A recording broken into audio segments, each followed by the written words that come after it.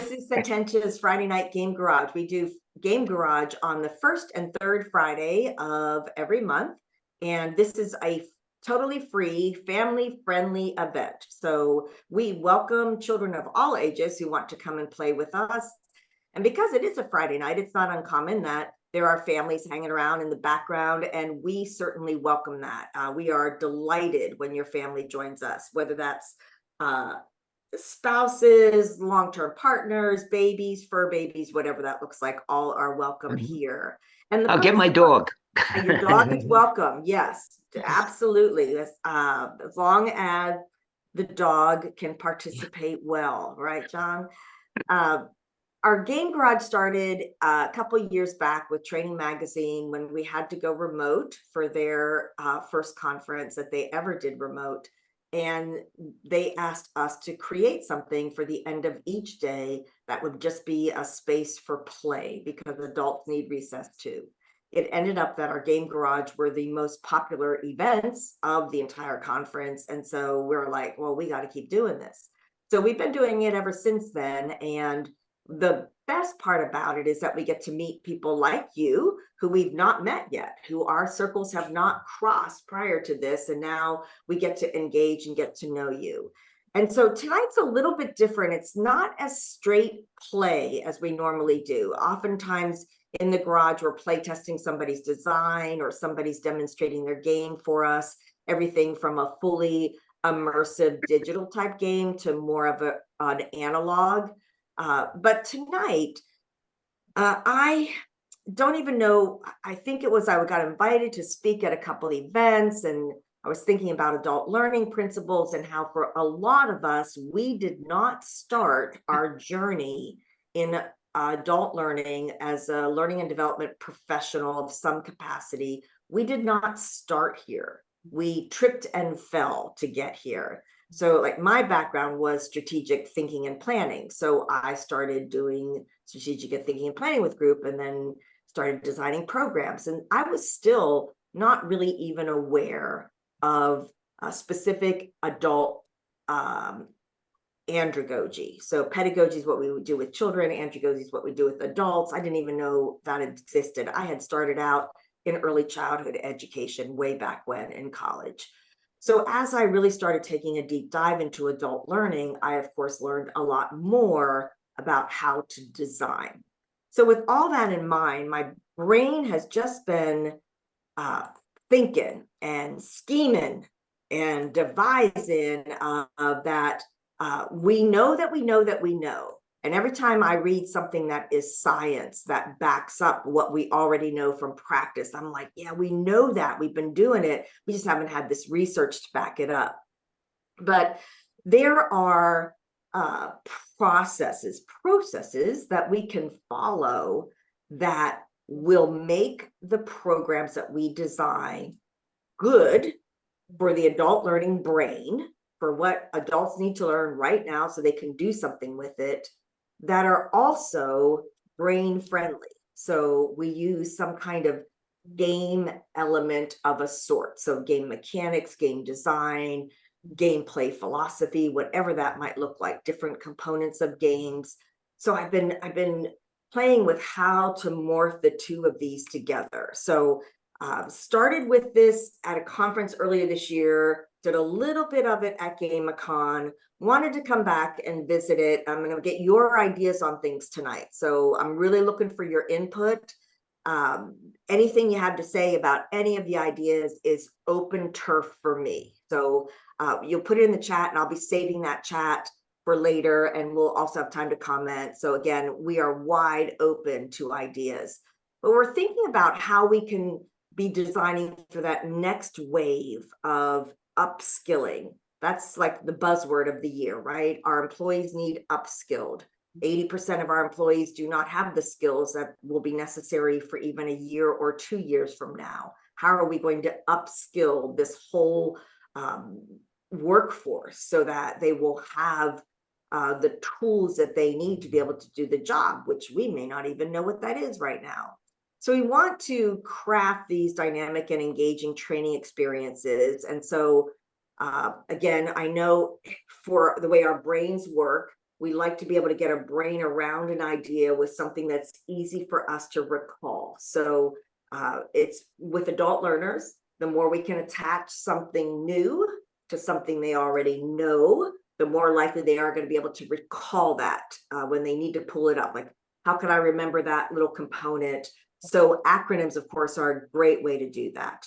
So I created this game face framework, but it's based on Robert Gagne's 9 conditions of learning. So let me be that my first question to you. This is a tough question. And if you know any of them, without looking around or looking up or doing a quick Google search, Kevin Cochran, I'm watching you guys. Without doing it. All right, good, Gwen. Let's see, who could in the chat give us, and it doesn't have to be perfect, perfectly phrased out with grammatically correct language, but who could give me any of Gagne's 9 events for learning? Gagne's model says that there are 9 conditions or 9 events that need to happen for learning to happen with adult learners. Hook your learner. All right, Gwen, I like it. Yes, I know, mind map. But see, Michaela does mind maps famously. She's so good at it. In fact, Michaela, you need to do Game Garage with us, doing some mind maps, because you're so very good at it. And so mind maps are a way to help to recall later. Gain attention. Good, Phil. Did you look that one up? Assessment, Gwen. Good, I love it. I didn't get to watch Phil's eyes. Was he cheating? Hey, Sam, good to have you here. Glad you're here. Phil, I'm just teasing you. Experiencing, all right, Nicole. Reflection, good, Rian, very good. Very, very good. These are great. So unlike me, it sounds like some of you really did have a firm footing in some adult learning principles, prior knowledge. Very good, Gwen. Very good. And I'm going to just put these up here. And if you want to grab a screenshot of these, of course, you could do a quick Google search on Robert Gagne's 9 events or 9 conditions of learning. And of course, there'll always be some debunkers, but some people that say it's a little bit too structured. It doesn't really allow for personalized or designing strictly for our learners. But I disagree with that, because I think we could still follow these 9 principles and think about how we can make personalized learning happen. So I don't agree with the debunkers, but I do think that when we look at frameworks, we have to see, okay, now how do we make this work with what we're doing? So Gagne's 9 events are, first off, you have to gain their attention. And then we have to let them know what we're learning, why we're learning this. You know, for so many of our L&D initiatives, it's just another L&D initiative. I don't know why we learn this. They just need to check a box. Just do it. Just get it done, right? The learner cannot connect with how this is going to make their life better. And I always like to make the analogy to marketing. We buy because it's going to make us thinner, richer, faster, sleeker, prettier, right? I remember I listened to 15-minute book summaries, and one of the books I was reading or listening to weeks back, there's a sentence from there that I remember vividly, and it's that everything that you've bought, everything you own it because of a marketing message. And as you start to unpack that a little bit, you realize, yeah, it might not have come from the advertiser themselves, but it might have come from a friend or colleague or some kind of assessment that you realize I need to have this. Recall of prior knowledge, so they can connect something new to something I already know.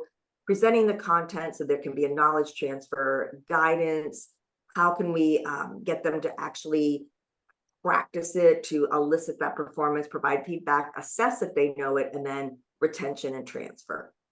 This is just a big overview of it.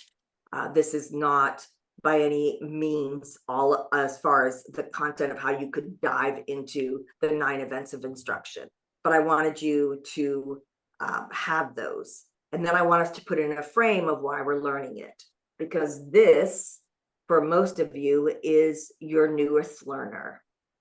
Emma's from the Gen Zen population. For the past 6 weeks, have been in various places around the country doing executive presence for women workshops for a client.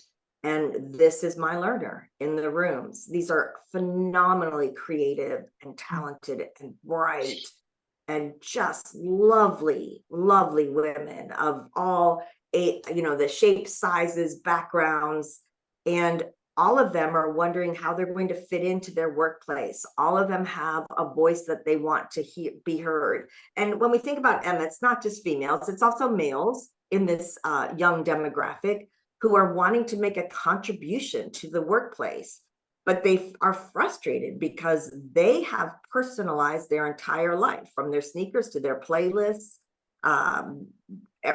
exactly how they're going to study, what they're going to study, their degree program, and now we're trying to give them a one-size-fits-all.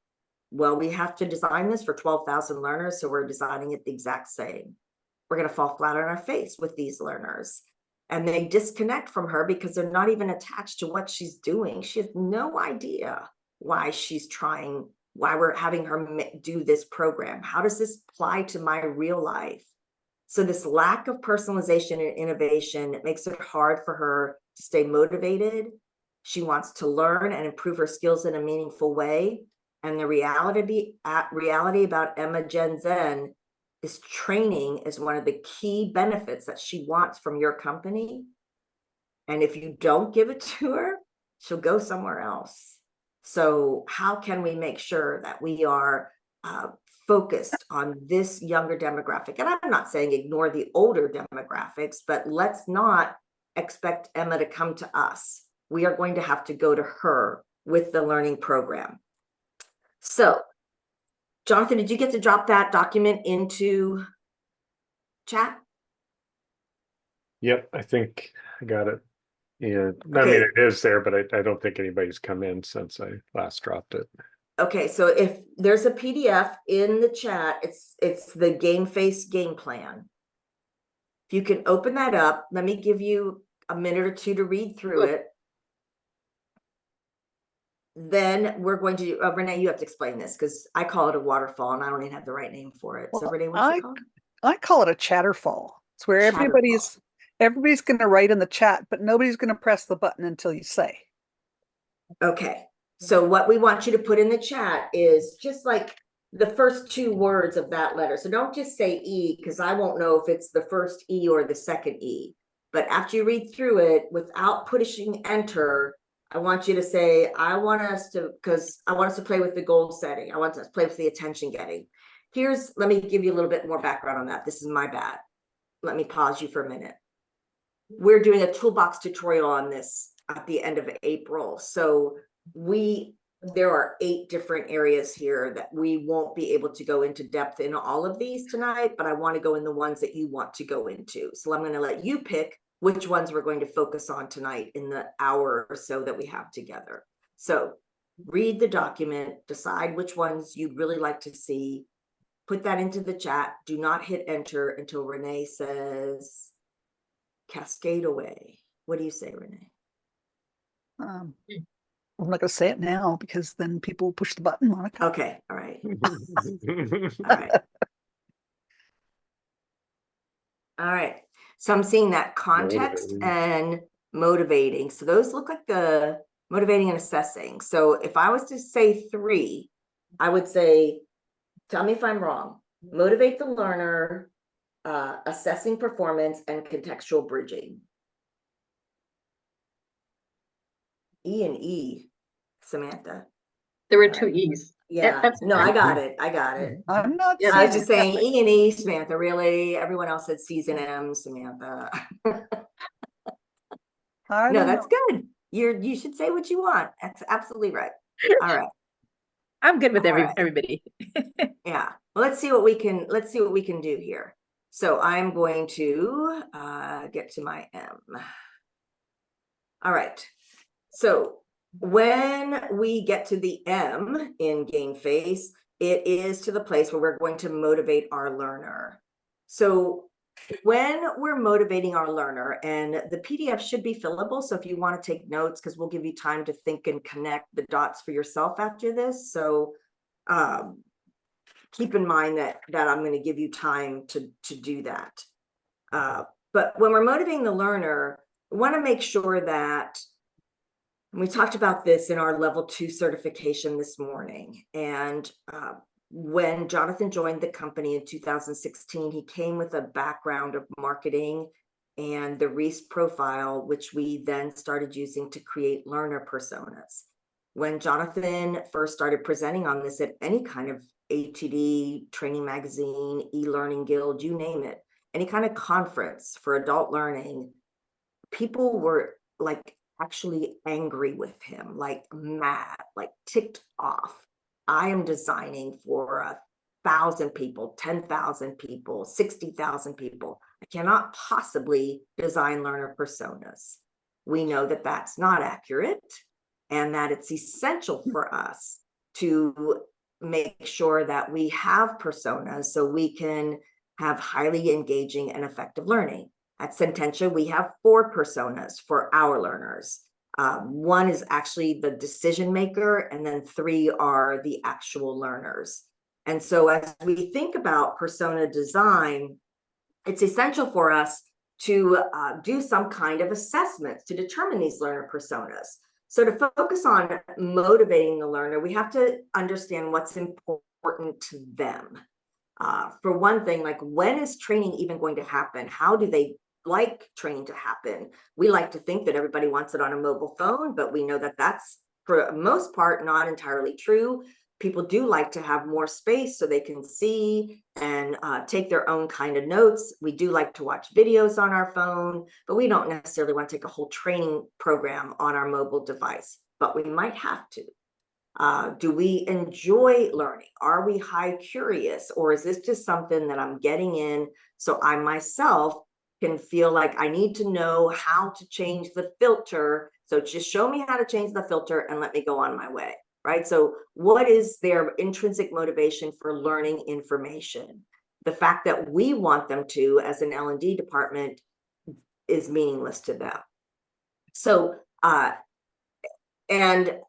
when we developed this learner persona for this program I'm going to show you, so we won a couple awards with this program. I believe you'll know the company when you see it, but when we did Reese profiles, motivational interviews in their language of origin, heat mapping, affinity mapping to create personas, it was crystal clear for this group of learners. It was just one department, one division in an entire big corporation that we were designing for, and their persona was so crystal clear of high honor, high interdependence, low vengeance, and Jonathan, I can't remember the 4th one off the top of my head, but we were able, because it was such a crystal clear persona, that we were then able to take that to craft the right mechanics to make this a learning experience that was designed specifically for this group, this division within this larger corporation.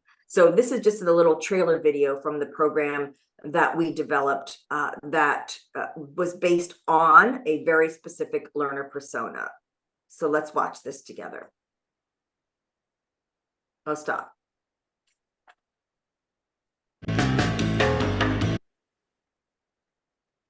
I don't know that you could hear that. Could you hear it? Yes. All right, do it again.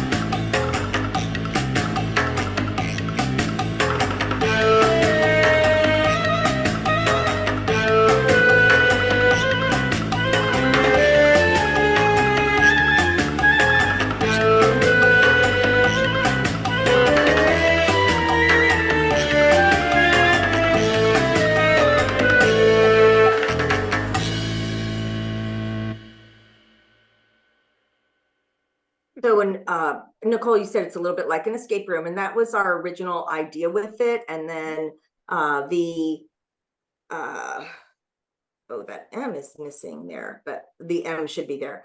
Motivate the learner. The idea expanded some, so we made it more. I think my favorite thing from this program is like the end shot. It's another video where you think you've gotten to Dr. Lassitude's lab to stop the virus, but when you get there, you see that he's already hit the enter button. And so there's different places around the globe where the virus is spreading to. So now you've got to stop it. So, but that's based on learner personas. The key element here is remember who you're designing for. In this case, we were not designing for a United States based work group. And when I would show this in the US, oftentimes I'd get pushback on the apathy virus. It sounds kind of hokey.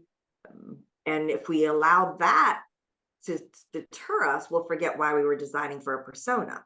So let's stop and ask that question. Jonathan, do we want to do some small groups? Or do you want to keep moving? Do you? Renee, what are your thoughts? You're muted. Of course I was. Yeah, I'd say we could break into small groups and take a minute. Okay, let's do some small group discussion and let's focus on the idea of creating specific programs for specific learners so that we are really targeting in and not trying to do a one size fits all design. What are you doing, or what ideas do you have, or have you seen, or would you like? And when we do this, let's keep in mind that we're doing it from our sententia model of graciousness and generosity. So we're always about what can we learn from each other that we had no idea before we had that conversation, and that we think, oh, wow, that's really going to help me. So with graciousness and generosity, what are some ideas you have on motivating your learners? 5 minutes, Jonathan? Right. Feel ready to put something in the chat when you come back. Any ideas you want to share so that we can grab them on our game face game plan would be fantastic. Yay. So let me just ask, and you can drop something in the chat if you want, or if you would like to raise your hand and share, happy to. What were some of the discussions that you had about learner personas? How much you love designing them? No, that wasn't it? That wasn't part of it? Yeah. Nicole, go ahead. Oh, I think our group seemed to agree that learner personas were really good. One person dealt with a huge number of people in the group, and so getting a learner persona really helped, but there was always resistance from some people who didn't fit the learner persona or whatever, is what I got from that. But I think the other two of us were just like, yeah, learner personas. And then unfortunately, I got us onto talking about the apathy thing, because I thought the apathy thing was about as accurate as humanly possible. I really liked that. So and then all three of us had experienced that with our learners, that the apathy is a big factor. Yeah, good. And So Jonathan does this really neat presentation on just the bell curve, right? And reality is that most of us fit inside that standard deviation bell curve. There'll be outliers on either end.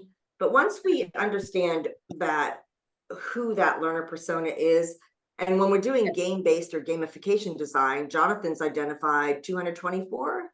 Jonathan, maybe? 29. Yeah. You're up to that now? Wow. Yeah, I know. Game mechanics. So of those things that make games fun, like level ups, boosters, unlocks, badges, points, life jackets, all those. Okay. All of those things, 220. So when we get that's middle 60% or more, there's enough mechanics we can choose from that we should be able to design that we're getting those personas inside of that bell curve. So that's a good point, Nicole. Thank you for sharing that. Who else?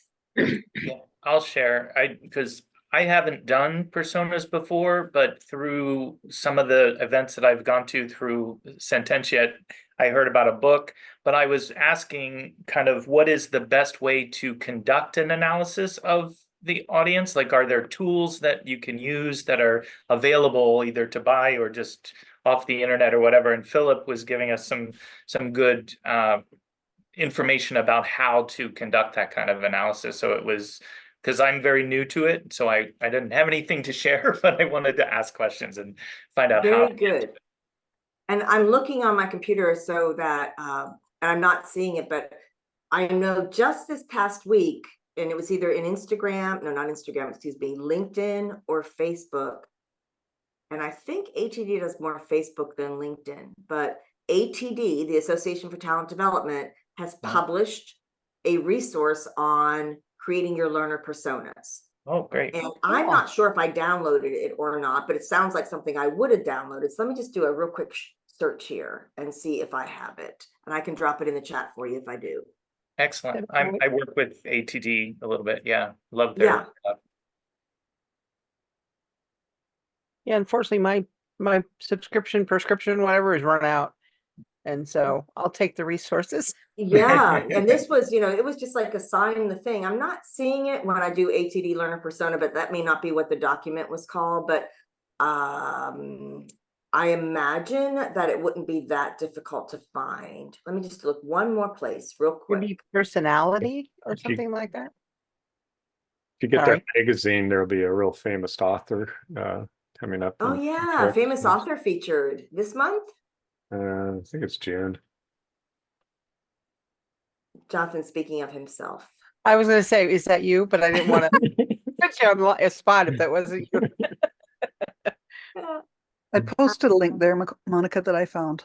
Oh, you did? Excellent. I Because don't I'm know if digging that's back the here. one. If you could see my Dropbox folders, it would be, yeah. All right. Thank you. Is that it? Don't know if it's How the to develop learner. Yes, that looks exactly like it. Yes. Perfect. So Thank you very much. Renee. Yes. And there should be a tool that comes with that to download. All right, There it good. is. Very good, Renee. Okay, what was the next Thank you. letter? I think we're doing C. So let me find that.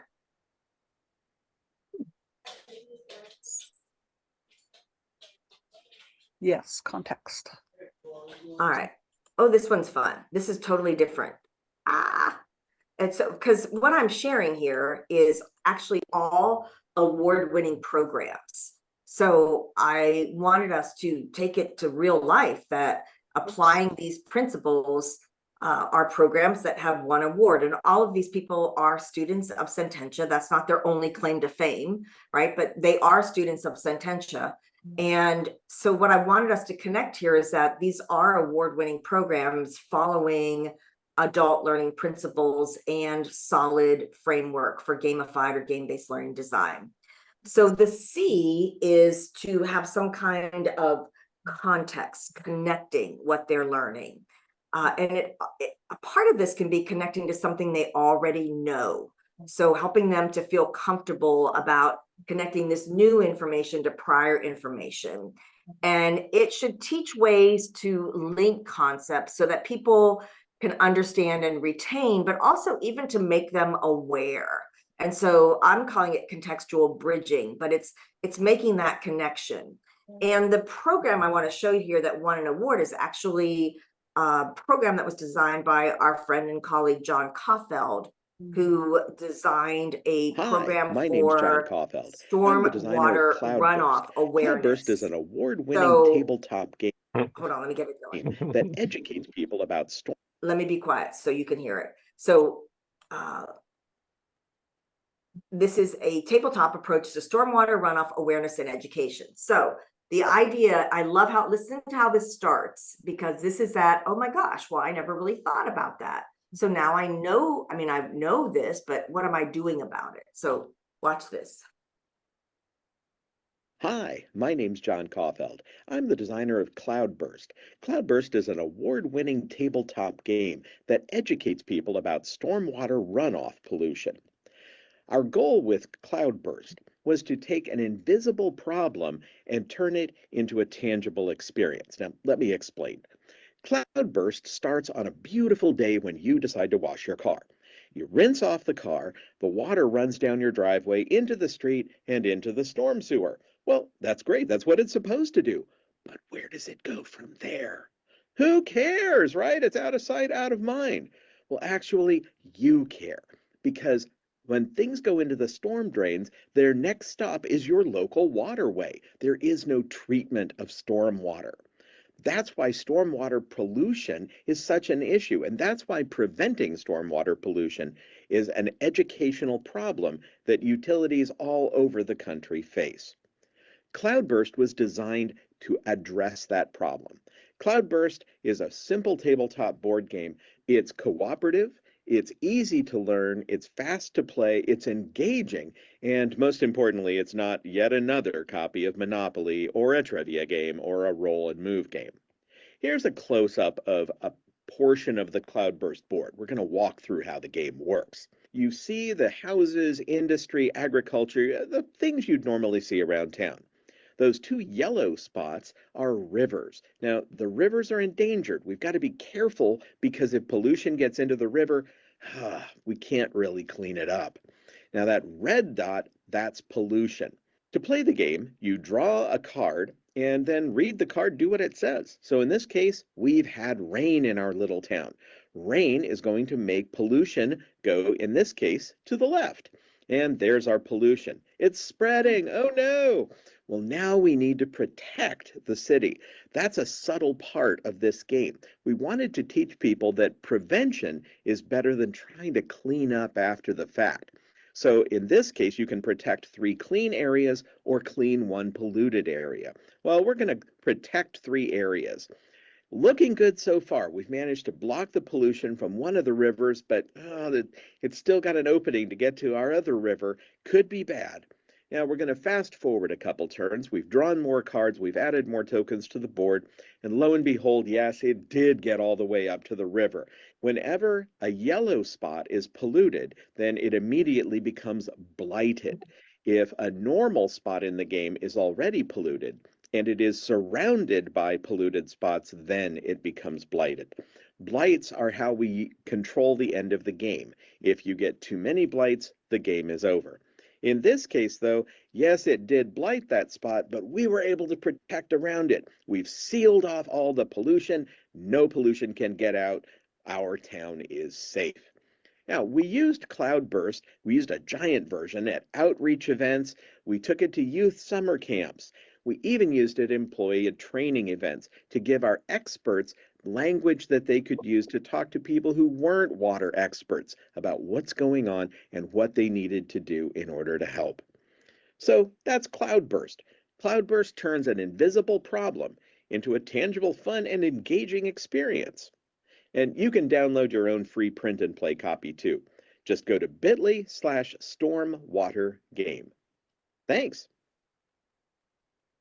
I love that so much because when you think about how it starts with we're washing the car and the water just runs down the drain and no one thinks about, well, where is it going next? I'm watching this series on Netflix and this cook is taking what I'm assuming is the grease from like the fryer and just dumping it down the drain outside the street. And I thought of John's game. I'm like, oh my gosh, where is that going? Right? Because it's out of sight, out of mind. We're not thinking about it. So what can we do in our programs that are going to cause people to stop? They're busy, they're running, they're trying to get so many things done. And we have these behaviors that we just do without ever thinking about, well, what are the consequences of those actions? So if we can integrate these ideas or prompts or questions that encourage our learners to reflect, or how they can make that connection between, okay, prior information I know, and now you're talking to me about stormwater runoff. Well, I never really thought about that before. I thought it was someone else's job. Why now I'm thinking, okay, maybe I need to pay closer attention to this. So that context is super important. And when we're thinking about getting our learners engaged, we want to have those, I'm going to say shock and awe, or things that make us go, what are some strategies that we can use to make that kind of connection? And so the contextual bridging is the C. It's connecting with learners' existing knowledge and experiences to create more engaging, effective, and meaningful learning journeys. And, we could use what, like statistics, we could use imagery, We could use what people believe is true versus what they know is what is actually true. Jonathan, what was that earlier this year? Margie talked about a concept of all these things that most of us remember as fact, but they actually didn't happen. Oh, the Mandela effect. Yeah. Nelson Yeah. Mandela, there's a whole group of people that don't remember or know that who believe that he died in prison. Well, and there's all these other things that go with it too, Yeah. like what color shirt did Tom Cruise wear in the movie? Risky Business. Risky Business. I mean, just these, did Sally Fields actually say, you like me, you really, really like me? All of us would say, yes, she did. And in reality, she did not. So there's this like whole alternate reality of what we believe happened, but did not. But that contextual bridging, when we need people to know something that's factual, how can we help them to make those connections that it is actually true? So what are some strategies you've used for that? Let's go back and talk to our groups for a few minutes. Yeah. Hey, all right, It's let's Friday. talk about context, connecting that contextual bridge. Some ideas that you talked about in your group, you can post it in the chat, or you can go ahead and share with us publicly here. We'd love to. Sorry. Well, I have an easy one. I was telling the group. Bill. So, working in nuclear power, the first thing people come in, they have weird concepts about radiation. And we have to teach them radiation safety. We have to straighten them out. We have to tell them what the yellow suits are. We have to, train them on what types of radiation are out there, which ones are harmful, which ones aren't so harmful, and how to protect themselves. And the biggest thing we have to work on after we put out this information on radiation safety are their behaviors and how they need to learn to work around and with, radioactive parts. Yeah. That's why my hair is streaked, because I was exposed to radiation. Yeah. See, I'm only 21. I just got that gray hair. Or a hairdresser, right, Monica? Yeah. But what's so fascinating is I got to speak at a financial planners. Like these financial planners were like financial planning for big dogs. I mean, I was just like sitting there with my eyes wide open. But this one gentleman presented, and who knew that nuclear energy is actually our safest and most effective way to be powering our company. But because of a few accidents, it's just been tainted. And it's actually like the best way for us to move forward to the future. Cost effectiveness, safety, it's safer than all the others, but we don't believe any of that. Yeah, but what about 3 Mile Island? What about, right? What about Chernobyl? I don't know. Yeah. Well, I'm not far from Indian Point. There's no issue there, but they closed it. Yeah. Because of the overall fear. And now the military, the Navy in particular, has nuclear submarines and ships and what have you. And I don't know that there's any big issue with that. Yeah. Accidents. So that's good, Phil. That's really good. I don't even know. I bet you that deters people from even applying to work there. Absolutely. Right? Absolutely. Like a pre-motivator that has to be in place before you would even work there. Yep. We have you'd be surprised at what part of the population has no desire to work at a nuclear plant. Yeah, I can. And that's okay, because we really can't use them if they're thinking that way. Right. That's excellent. Who else? Connecting something new and perhaps complex to something they already know. Universal truths, Michaela. Are there such a thing, Michaela? Well, I probably think it's universal, maybe it's not. But for example, when people hear music and there's a beat to it, that inevitably your body can't help but like go to that beat.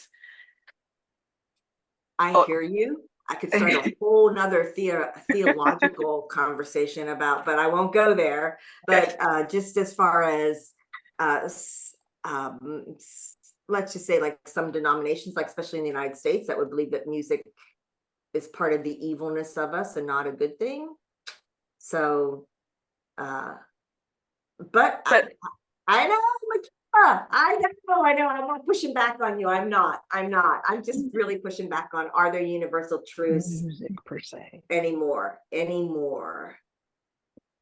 Love. I don't know. I love it. I really do, Michaela. Look at Michaela's beautiful smile, right? Yeah, because she's listening to music back there. All right. Does anyone else have anything you want to add there? Our Yes. group talked about, Sam mentioned in the luxury business, trying to get the employees to have that feeling so they understand what feeling they should be creating. And then we also talked about connections, making connections to the past, present, and future. So the reflection piece. Reflection is making connections so that you can, that helps. Sorry. Yeah. I think that's Yeah. so good. We also talked about in our little group doing a review before you start the new term. That you Yes, kind of that's right. do the review of the previous work that kind of connects to it, and then you move on to the new materials. Oh, that's Right. really good. That's Yeah, I very was good. explaining, sorry. I was explaining how Sententia Trainer does is at the very beginning, you have that map, right? And so in level 2, then we came back to the map and you could see it, but then we developed from it. So, and I assume probably level 3 is going to do a little bit of the same thing, but it's a really good way to reactivate the past Yeah. learning to get better present learning. Yeah. Very good.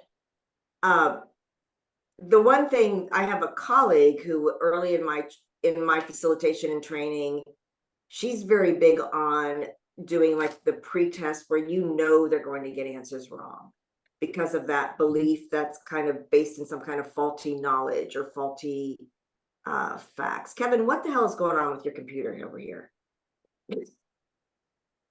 Kevin has I got no idea. radioactive way. I think I got radiation coming at me, man. Was he too close to? Was he too close to Phil? Is he in Phil's group? All right. I'm gonna do one more before we close out. Thank you, Kevin. I'm sure it's just one of those little wires, right? It's always that little connection. All right. I think that the second E got the biggest vote. So let me share screen. And this E is going to be about enhancing the retention and transfer. So as I was thinking about, remembering, one of the most powerful books that I've ever read and used, we use it for all of our GameCon events, is The Power of Moments by Chip and Dan Heath. And what happens is memories get hung to peaks and valleys. So we want to, in our training, there's a technique for writing called the roller coaster. So as you're writing a narrative, you're really taking your readers on these ups and downs and bends and curves and switchbacks that they weren't expecting. And we've traditionally stayed away from that in training programs because we really want to spoon feed you more. Like, here, let's make it easy for you. Like as if you were a little baby, I'm going to just make it really easy rather than catching you off guard and making you really pay attention. And so I want us to think about how can we enhance that retention and transfer. And a lot of that comes from the narrative that we craft. So I haven't given credit, I don't think. I said John Caulfield created Cloudburst. The Sententia team, a big team, created that first, the apathy virus with Dr. Lassitude. This was created by our level 3 master craftsman, Mallory Steele and Shonda Hodges. And this actually was recognized by Training Magazine for an international award for best use of narrative in adult learning. So as we're thinking about retention, Jonathan has all kinds of studies on this about how actually our brain waves, when we're telling a story and you're listening to it, our brain waves start syncing up, and then different hormones are released that create that attraction or connection. So when we think about narrative, it's an integral part of Sententia designs, and I want us to think about how we might use it. So let's watch. This is the award-winning program from Mallory and Shonda. Journey to Sovershenstvo. The year is 2035. Earth is experiencing its 7th year of extreme drought. Ingener and his team are on the USS Kubernetes spaceship after searching for and finding water rocks to take back to Earth to end the 7-year drought. As they head back to Earth, they unexpectedly have veered off course and are running low on fuel. However, Ingener has just enough fuel to make it to the closest planet, Sovershenstvo. Upon landing and initial exploration, Ingener and his team of explorers encounter Iatas, native to Sovershenstvo, who hears their dilemma and informs them that Clienty has the fuel they need to get back home. Iatas warns them that the journey to Gorod Vodi, City of Water, is plagued with many dangers that they'll have to navigate. Once they arrive, Clienty will need to make a trade in exchange for fuel. Iatas suggests finding tenants, valuable storage blobs, to provide to Clienty. Sovershenstvo once had an abundance of tenants, but Metahord and his band of thieves exploited and over-allocated Sovershenstvo's supply to neighboring planets. Now they have seen a steady decline in the levels from their data lakes, a valuable resource that they need to sustain their world. Iatas agrees to help the crew find these valuable tenants, but warns them that the path is filled with obstacles Metahord has set to prevent anyone from finding them.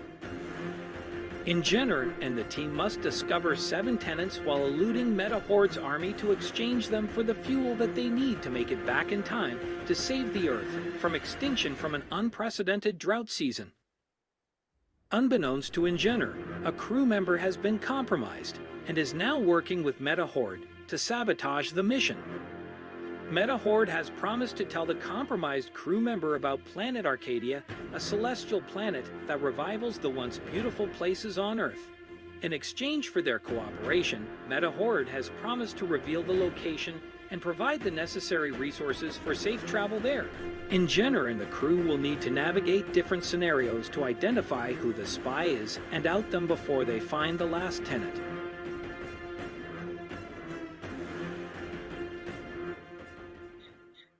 So I won't say the company.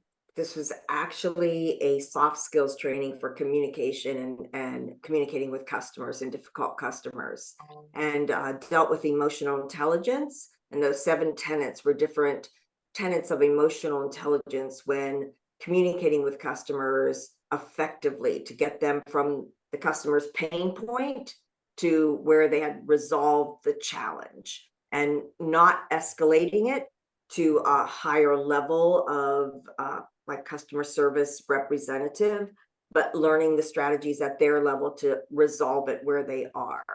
And so this was recognized in New Orleans last year as outstanding use of narrative in gamification design for adult learning. So as we think about that, that's a pretty complex narrative. But as we think through the elements that we're going to use wisely as we're making that E for that effective and transferable learning, there are certain multimedia elements that will have more impact. In any given design program, we can't do everything. So what can we use?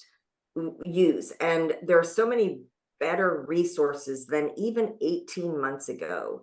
Things like I was thinking of Phil because of some AI. He's really, really gifted at AI art. And I was thinking about him for a project that we're exploring and looking at how we could use AI art, and then things like Well Said Labs and all these other tools that are out there that can help us who maybe we don't have those actual skills, but we can use the AI to make these well-produced videos that explain a complex concept. We can certainly adapt so that we are making it more game-like for our learners. Most of the people coming to us in the past 18 months have wanted more of a game. They really want it to feel like people are playing a game rather than taking a training program. So how can we make that more game-like? And then when we think about the variety of mechanics that we can use to adapt to the personas that we've identified, with 200 and whatever, 25, there are more mechanics than we could possibly use in a program that we could use. So less is more. We're not going to use all of them, but there's enough that we can identify these personas and then make it effective by adding the correct rewards and recognition to the learning that's happened. So that's making sure that that engagement happens, and then that it can transfer going forward, so they can apply it in their real life work, which is what that journey to Sarajevo, I'm sorry, I don't say it correctly, but what they did so well with their program. So let's think about transferring that knowledge. Let's do one last group get together on what are you doing to concentrate on the most impactful strategies, maximizing that engagement, making sure that the learning transfers for your learners, that we know that Mary got it and she's doing it. Bob either didn't get it because he's not doing it, or he got it, but he's choosing not to do it. Either way, we're going to have to address that as L&D professionals. So what are we doing to make sure that that transfers? So 5 more minutes and we'll come back together and finish out. No? Yeah, I'm going to move, Sam, if it's okay with you, I'm going to move you to the other room that's now starting to look like Boys Against Girls. They don't have any female representation in the other room right now. So I'm going to move you to. Okay, that's fine. Okay.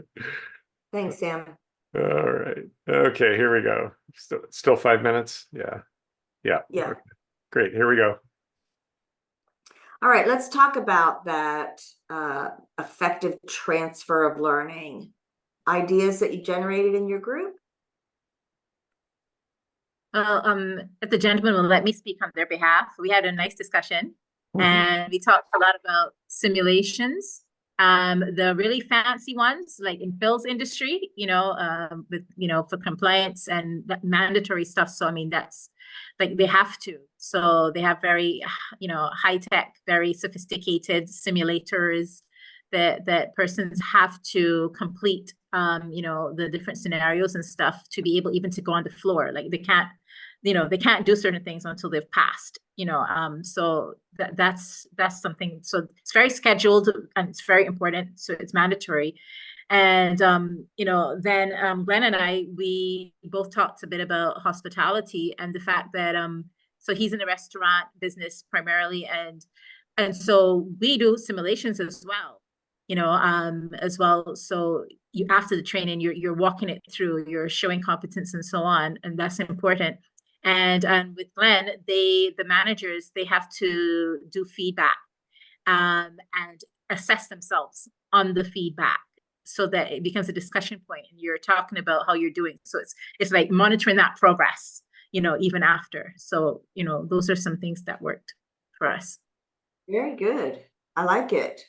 Thank you for sharing that, Sam. Thanks for getting those guys in line. That was a good job. All right. Anyone else want to share?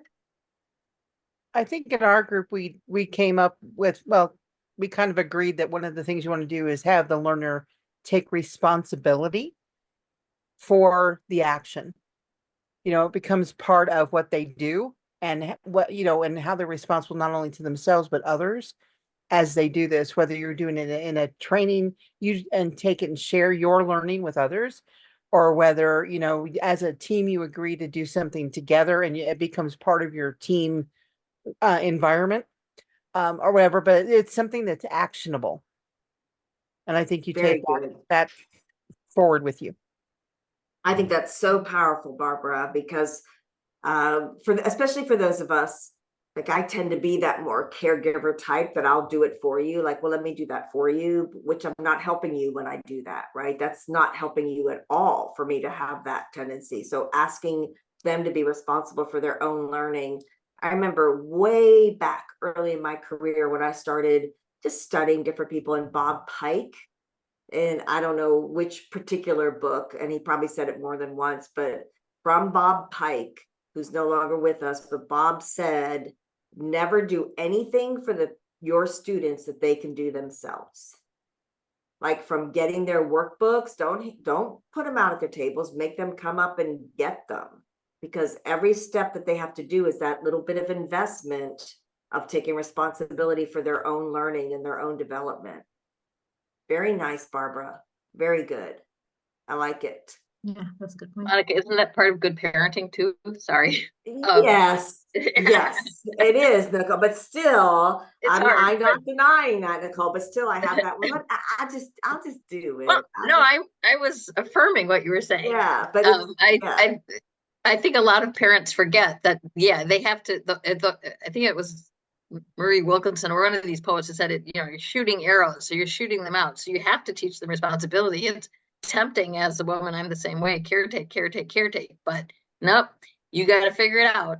So yeah, exactly right. Yeah. There was one thing I just saw recently about it's very dangerous to not allow your children to do those things, which they can do, because we're really kind of in essence crippling them from taking the action. So very good, Nicole.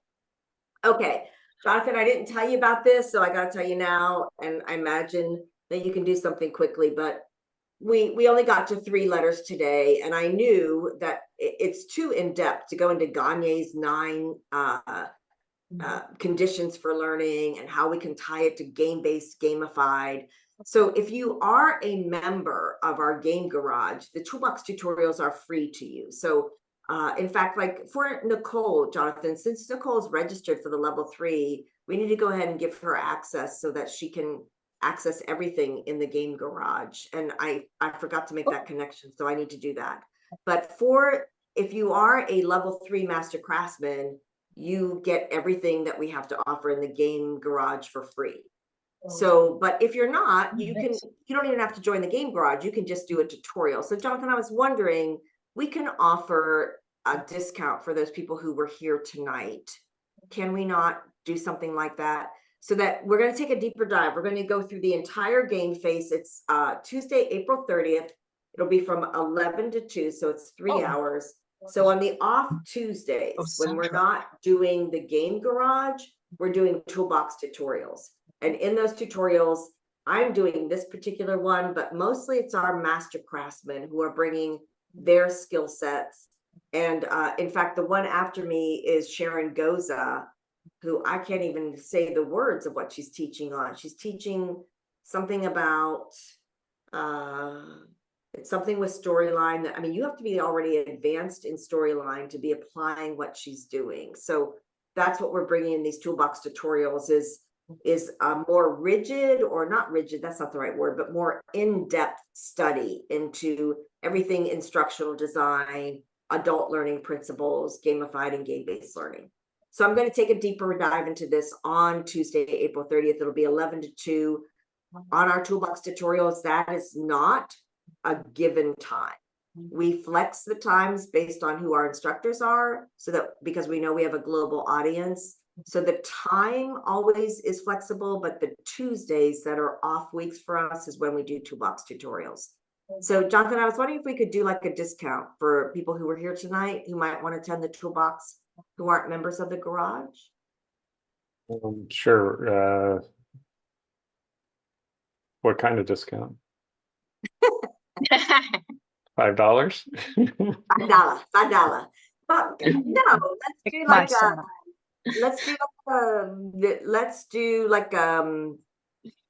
let's just do like a 50% discount. Let's give them 50% off. Right. Is that good? Can you do that?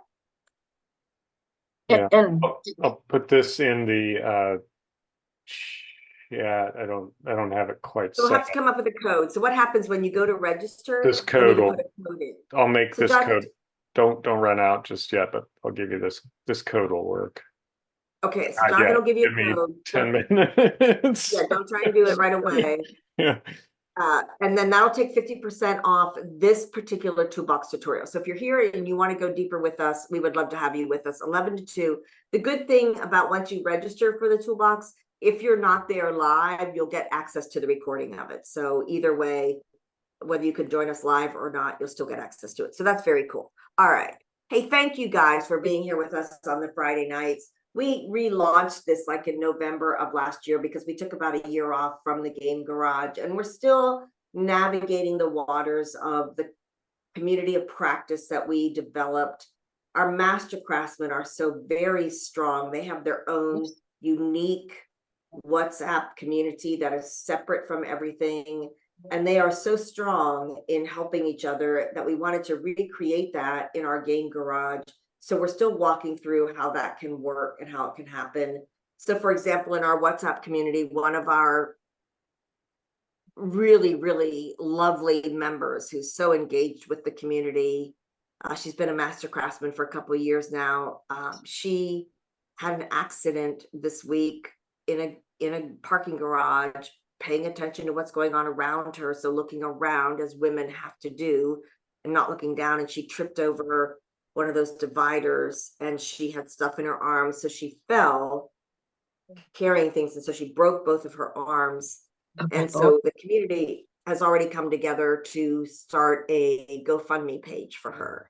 And that's who the community that we are at Sententia. And so we're looking to create that in our game garage. So if you have not joined us yet, we would love for you to join us, because our principles are graciousness, generosity, and gratitude. And we want to approach life in that way. So if that interests you, please think about joining us and becoming a member of the garage.